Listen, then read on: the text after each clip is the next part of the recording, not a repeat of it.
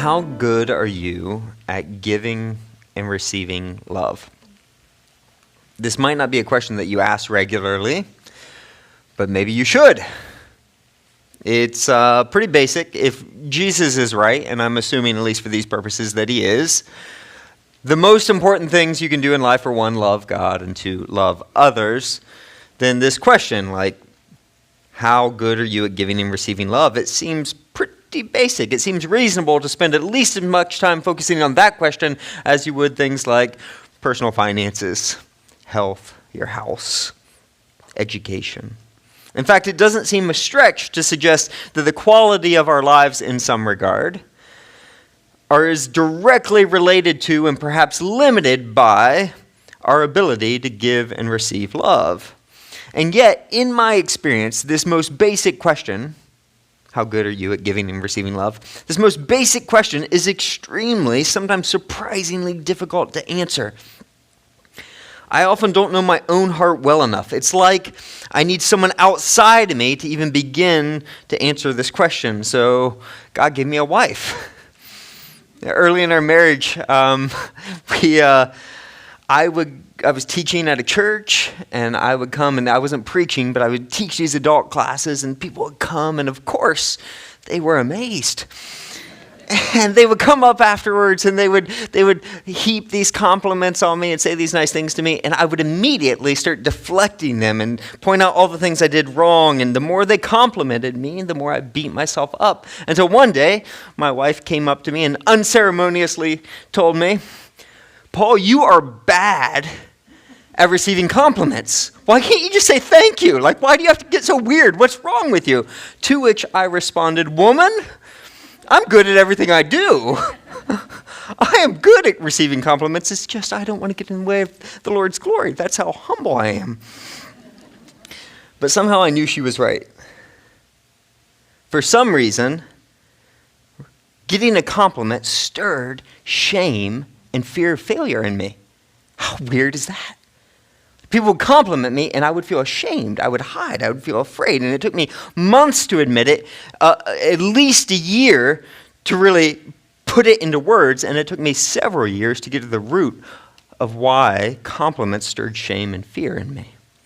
I don't share this to unload my emotional baggage, nor to seek out your compliments, although I am good at receiving them now, so go.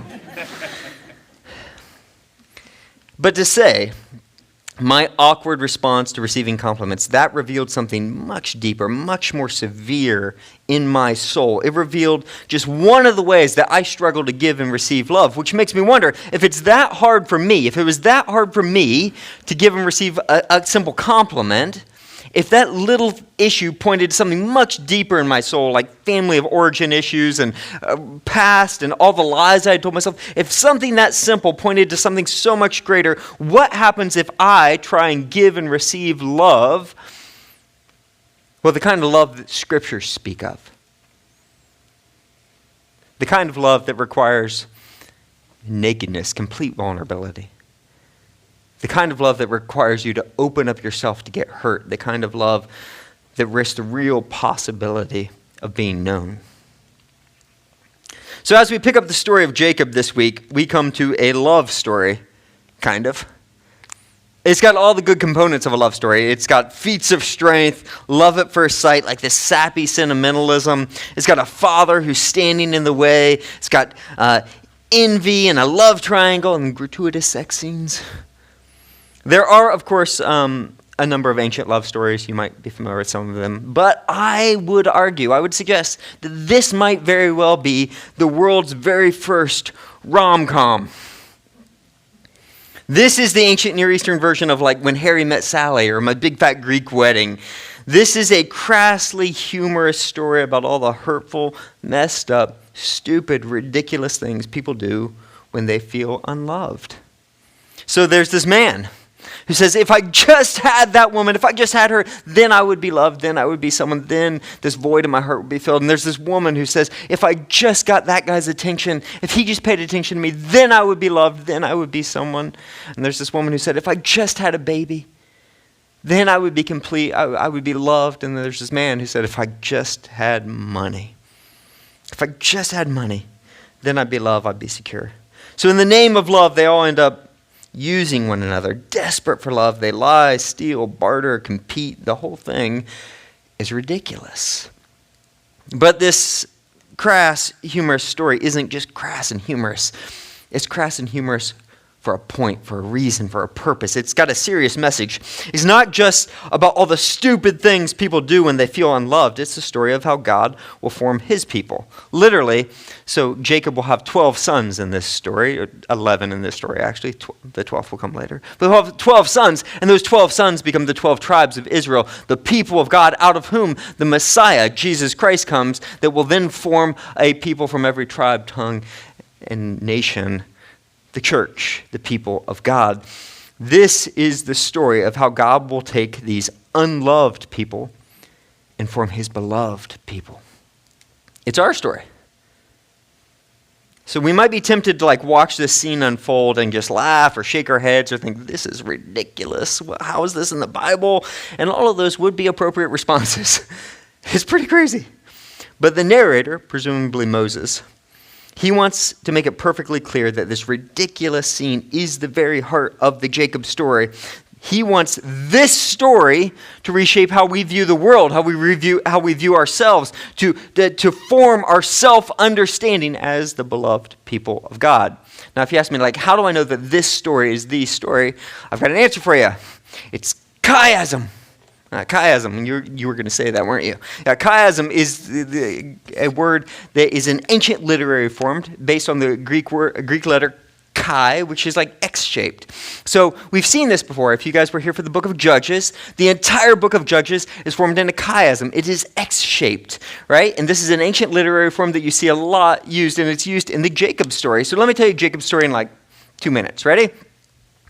He is born second place to his brother Esau, so he struggles with Esau, deceives Esau, steals the blessing, steals the birthright, but then Esau's going to kill him, so he has to run for his life. And as he's running for his life, God shows up out of nowhere. We saw this last week and says, I am with you, I'm going to bless you, I'm going to bless you, I'm going to be with you. And then, though, he runs right into the trap of this guy named Laban, who we'll meet this week. And Laban is deceitful. He'll be caught in his web for 20 years of his life in the web of this guy named Laban. And during that time, he's going to have babies and lots of babies.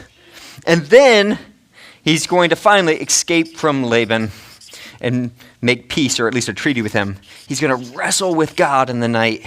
And then finally, after all of this transformation, he's going to reconnect with Esau and make peace with Esau. And so we see this story. It goes Esau, Esau, God, Laban, Laban. Babies are at the middle. So this is X-shaped. X marks the spot. The whole form of this story is saying, look at this story. This is the story that you need to hear. Of all the stories in Jacob's life, this is it. This desperate search for love. The way God will form these unloved people into his beloved people. This is what God wants us to see. This is what God wants us to ruminate on. And as off-putting as it may sound, this story might just have more to do with us than we care to admit. But I'll let you be the judge of that. So we're in Genesis chapter 29, if you want to follow along, Genesis 29. And we're going to pick up the story in verse 16, but let me get you there. So here's where we're at. Jacob has been on this long, arduous journey from Beersheba to Haran. It's 549 miles over this mostly desert terrain.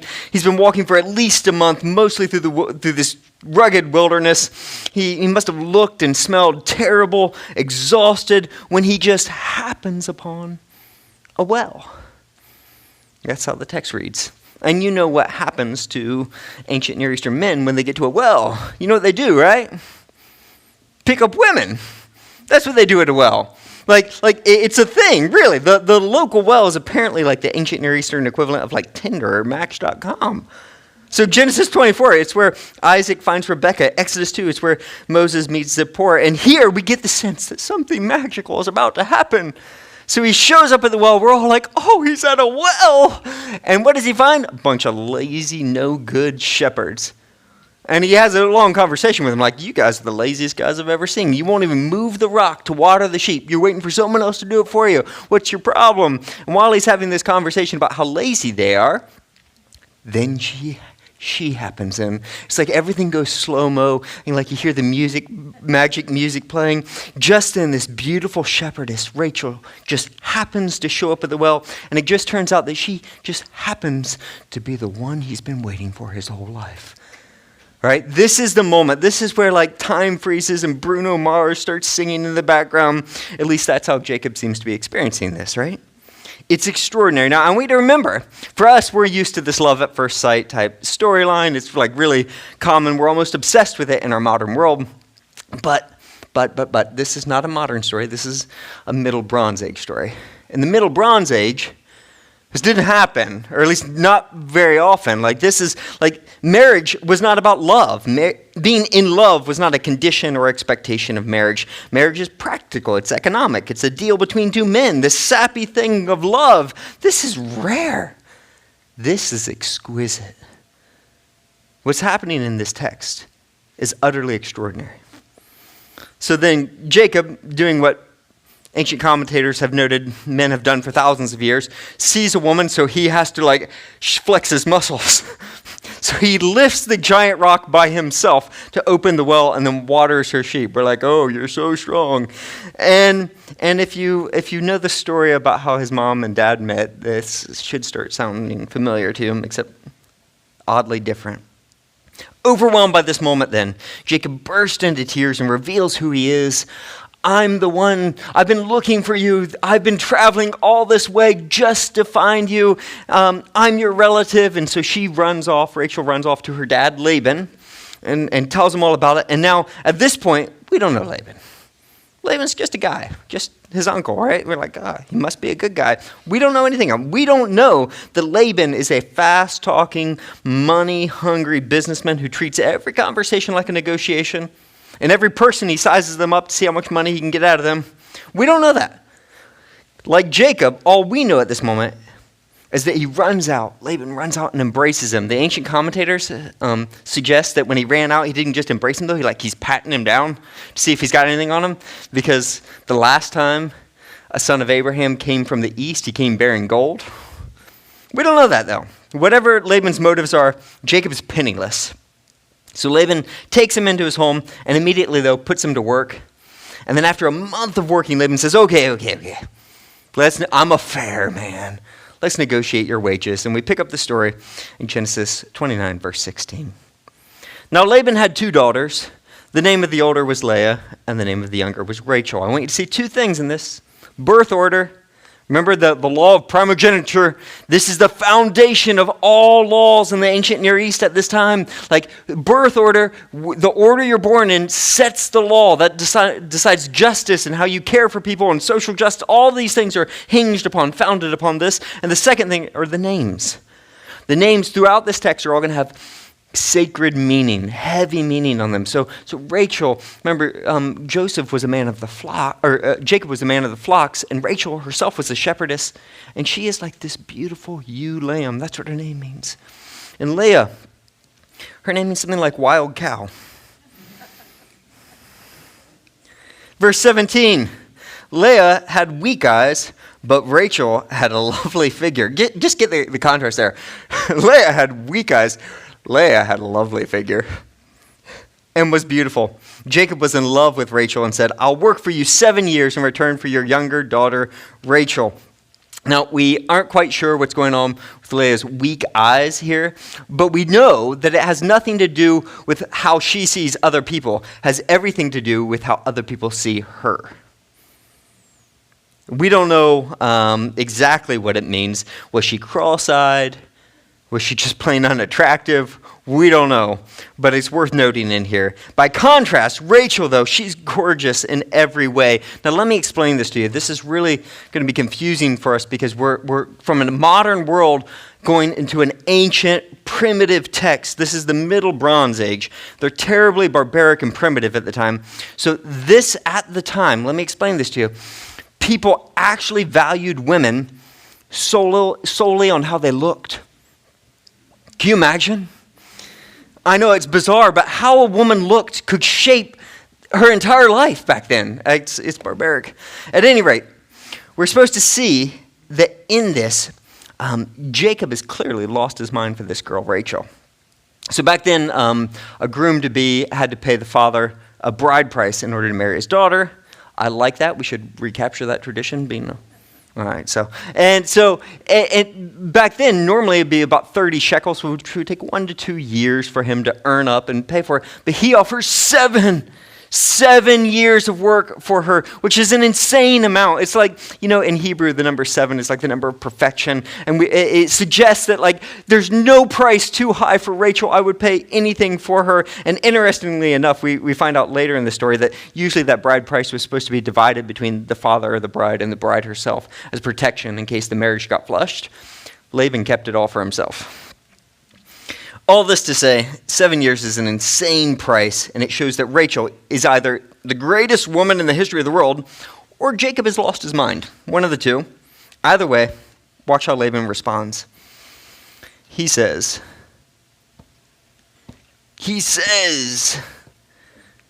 something, but it's not going to go. How about now? It's on the screen? Oh, it's just not on my thing. Laban said, "It is better that I give her to you than some other man. Stay here with me." So here's the deal. I would like to marry your daughter. I'll work 7 years for you. And he says, it's better that I give her to you than to another man. Is that a yes? I want that to be a yes, but is that a yes? Jacob desperately wants it to be a yes, but verse 20. So Jacob served 7 years to get Rachel, but it seemed like only a few days to him because of his love for her. And this is the point in the story where every ancient little Hebrew girl is squeezing their pillow saying, "Oh, I just wish I was Rachel. I want to be loved like that." Now, if your sexism radar is going off and you're getting frustrated over the fact that these two men think that they can barter over a woman's body, and this woman is being told that being beautiful and having men fight over you is the dream, just hang on. It gets a lot worse.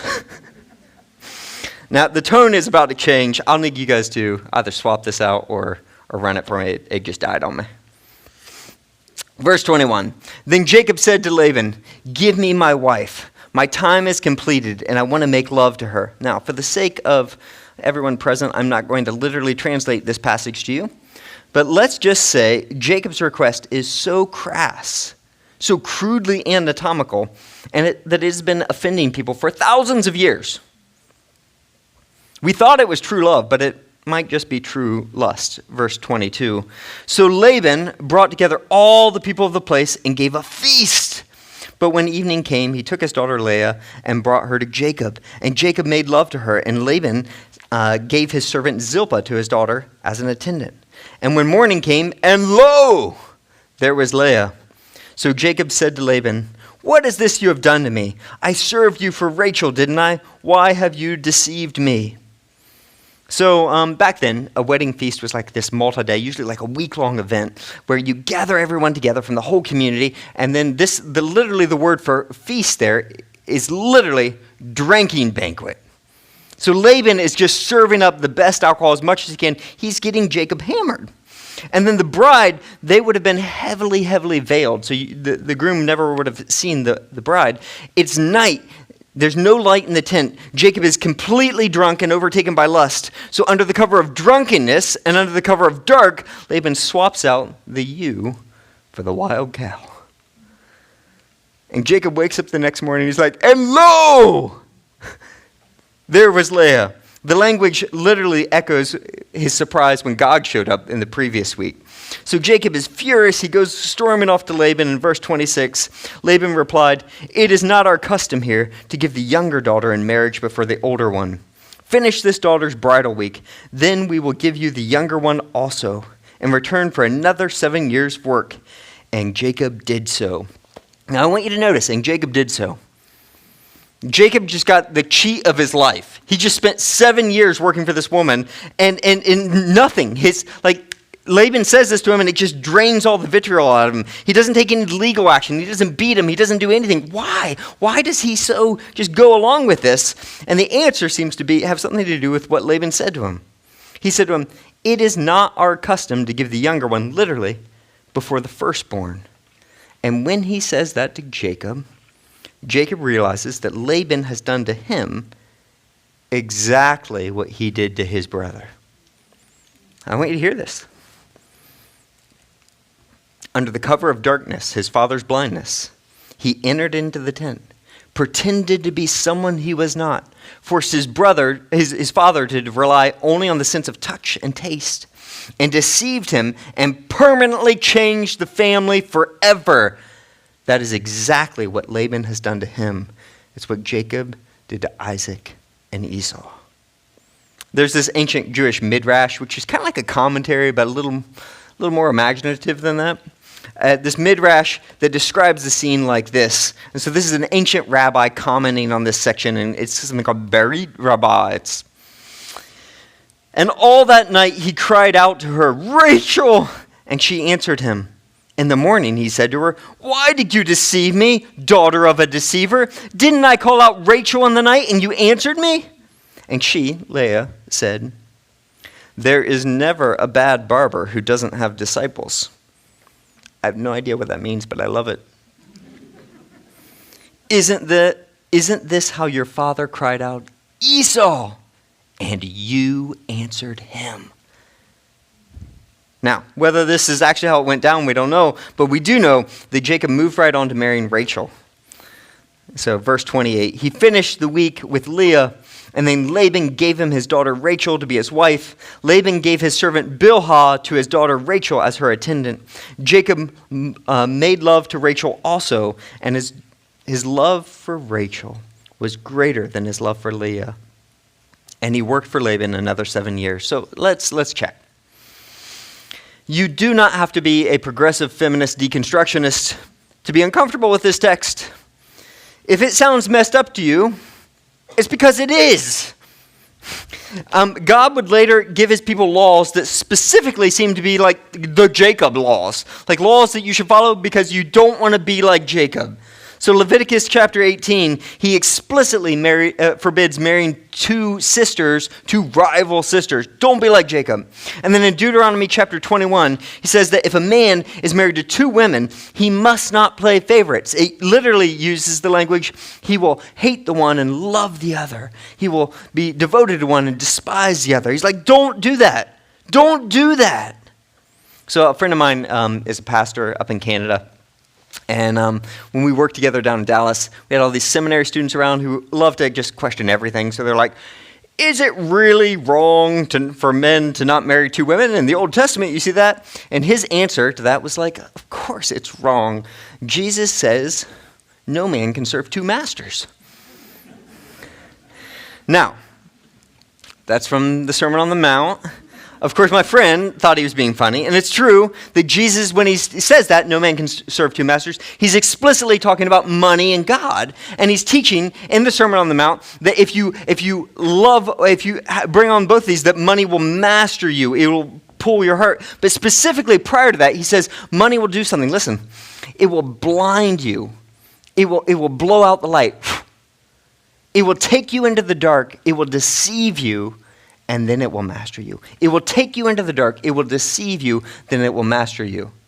And then he quotes Matthew chapter 26, Matthew 6, verse 24. This is the Sermon on the Mount. Jesus says, you will either hate the one and love the other, or you'll be devoted to the one and despise the other. He pulls this language almost word for word from Deuteronomy 21, the Jacob law. Almost word for word, he pulls this from that. So get the image Jesus is using. He's saying if you're not so careful, if you just end up following your lust through life, you will end up in the dark. You will end up deceived. You will end up stumbling in the dark and wake up marrying your life to money. Marrying your life to a career that can't love you back. Marrying your life to a 401k that demands your allegiance. Marrying your life to a nightmare you cannot escape. He pulls this image straight from Jacob's life. So we see at least two things in this. And I want you to see the way Jesus is using this Jacob law and applying it to many things. The first I want you to see is that Jacob is not a good moral example. This is not a dream come true. This is a nightmare to avoid. Anyone who thinks the Bible condones polygamy or sexism, they need to read their Bible again. Is the Old Testament full of examples of polygamy? Yes, it is. And every single one is a bad example. God teaches us lessons in two ways. One is he gives us a good example to follow, Jesus Christ. Two, he gives us examples of what happens if you don't follow God's way, and it is terrible. So that's number one. Jacob is not a good moral example. And number two, this story is about a lot more than being deluded by a romantic fantasy. It is about that, to be sure. So Jacob, he enters into marriage thinking, if I only had her, then I would be loved, then my life would be filled, then that void, this thing I'm missing in my life would be satisfied. But that, he wakes up to the reality that that is a fantasy, it's a myth, it's a lie. You go to bed with Rachel, but you wake up with Leah. And lo, you give yourself to a fantasy only to wake up to the reality that the void is still there, that no person, not even Rachel, can fill that. Now, single people, do you hear me? Do you hear me? I am not anti-romantic. I hope you fall madly in love. I hope you burn with passion for each other. I really do. But if you go into marriage expecting that that person can fill the deepest voids in your life, you've just married into a fantasy, and you're going to wake up one day, and it's not going to be good. So this is about being deluded by a romantic fantasy, but it's more than that. Jesus takes this truth and applies it to money and all the things that money can buy. So if I just went to that school, if I just lived in that neighborhood, if I just got that job, if I just had this for my kids, if I just went on that trip, if I just saved enough for retirement, then the void in my life would be filled. Then I would be someone, then I would be loved. If you think that anything, any experience, any achievement can fill the void in your life, satisfy your deepest longings for love, you're wrong. You're in the dark. You're going to be deceived, and you're going to end up manipulated, married to a fantasy.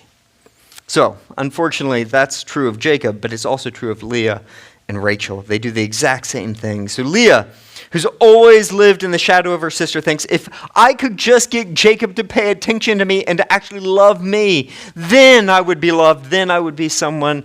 And Rachel says, if I could just have a baby, then I would be someone, I would be loved. Watch this, verse 31. When the Lord saw that Leah was not loved, he enabled her to conceive, but Rachel remained childless.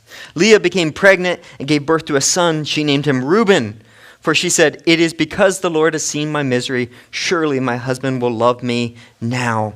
So we're getting ready to see 12 babies be born, so I don't want to belabor every single one of these. But I do want you to pay attention to what the text is emphasizing here, and it's the names. For Leah, every single one of her children, they're named for a desperate cry for love. So Reuben sounds like, see, a son. Why? Because I just want to be seen. Why can't he see me? I so desperately want to be seen. And then her next son is Simeon, which sounds like Shema, to hear. If he would just hear me. Can't Jacob hear me? And then she has a son and names him Levi, attachment or joined. Will he please now attach himself to me? That's what I desperately want. And finally, by the fourth son, maybe she starts to learn it's not working out. So she turns away from Jacob and turns to God and says, I will praise God. Judah. That's what his name means. Rachel, though, she's just getting started. And we find out chapter 30, verse 1. When Rachel saw that she was not bearing Jacob any children, she became jealous of her sister. So she said to Jacob, give me children or I'll die. Now, this is deeply ironic on two accounts. The first is that it's an almost exact quote from what Esau said about a bowl of stew. If you don't give me that stew, I'm going to die. So it turns out he thought he was marrying Rachel the angel, but it turns out she's just like a less hairy version of his brother. And the second thing is that she says, if I don't have children, it's going to kill me. But in fact, the irony is she's going to die giving birth to children. Her second boy she'll die in childbirth. Verse 2, Jacob became angry with her and said, "Am I in the place of God who has kept you from having children?" Then she said, "Here's Bilhah, my servant. Sleep with her so that she can bear children for me, and I too can build a family through her." So do you see this? Do you see what happens when we look to other people to fill the void that only God can fill? Do you see what happens when we are so desperate to be loved that we claw over and claw through other people? We objectify them. We treat humans like a tool, like an object, like someone who's going to serve our needs. So Laban uses his daughter as a means of profit. Jacob uses Rachel as an object of lust. Leah uses her children as a way of trying to win Jacob's love. Rachel uses Bilhah to beat out her sister. Everyone is using everyone else. Everyone is using people made in the image of God as a tool, as a slave, as an object. So Bilhah gives birth to Dan, which means vindication. I'm winning again. And to Naphtali, which means struggle. I've beat my sister. And then Leah gets in and she has her maidservant Zilpah get in on the action and has a boy named Gad, lucky or fortunate. And then Asher, I'm happy now. And then we get to just one of the most bizarre stories in all of the scriptures. Rachel is so desperate to have a son that she sells Leah a night with Jacob. I'm going to let you sleep with him for a night. You heard me right. For some mandrakes. Check out these mandrakes here. Mandrakes are not ancient, I mean, they've been around, obviously. But in the Bible times, they were believed to be, have fertility powers. So Reuben's out in the field, and he stumbles upon some, they were also called love tomatoes.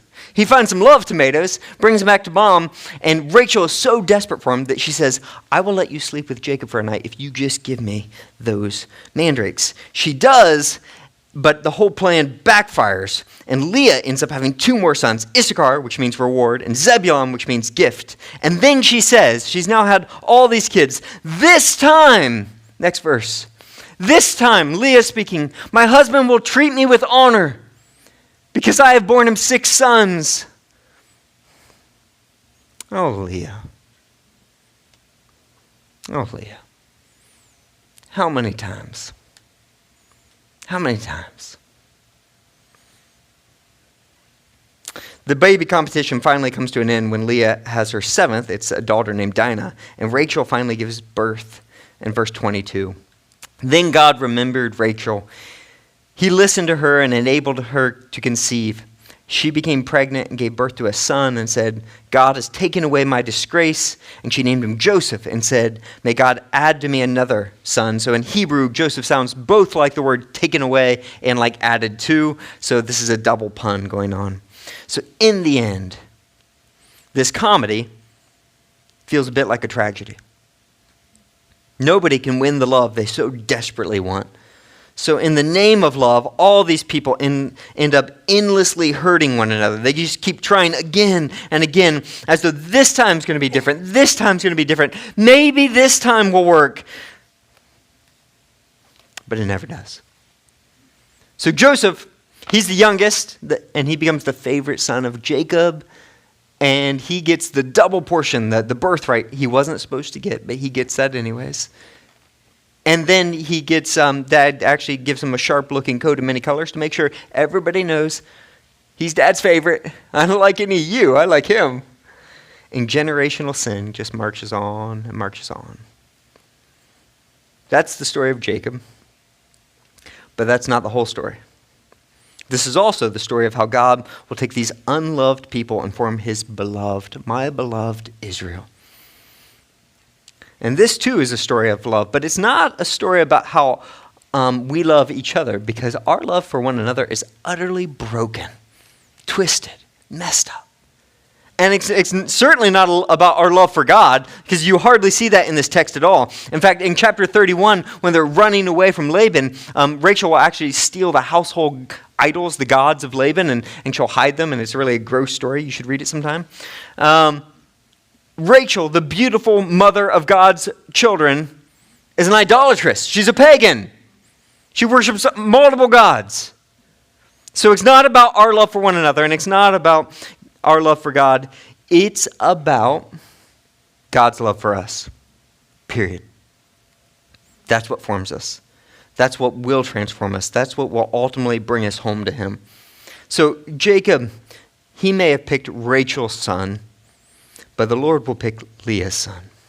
The Lord will love the one who is unloved.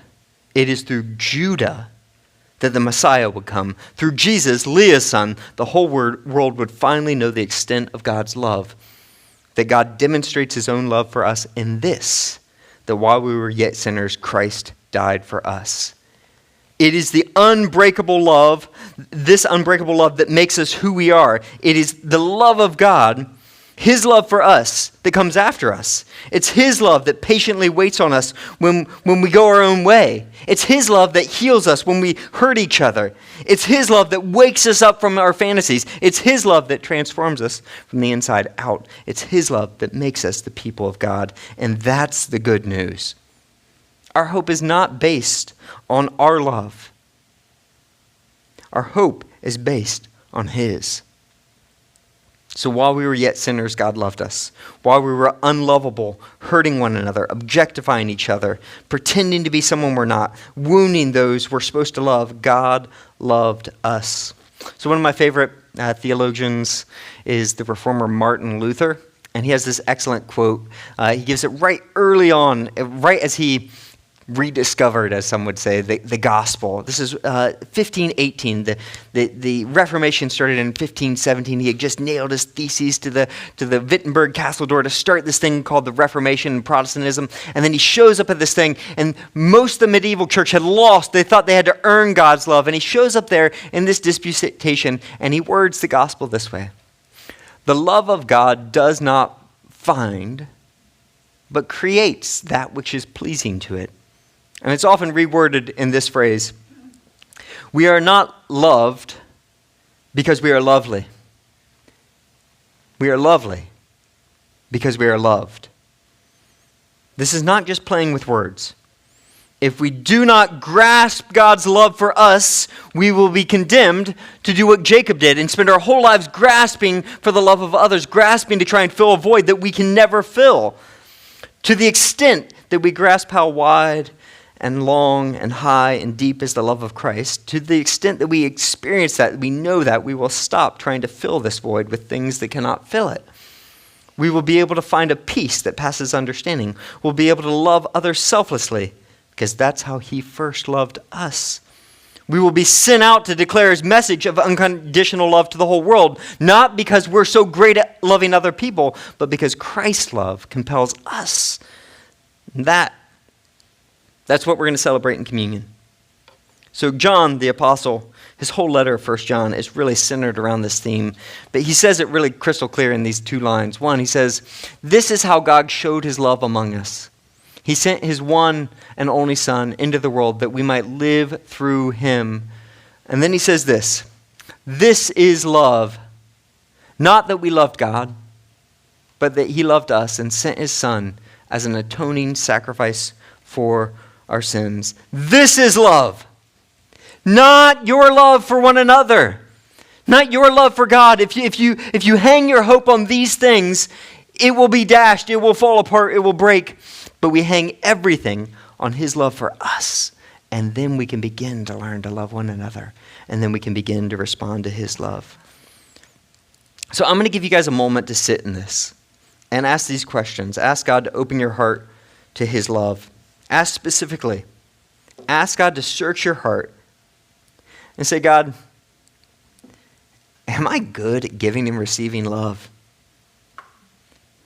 Have I begun to even grasp how wide and high and deep and long your love is for me? Am I even open to that?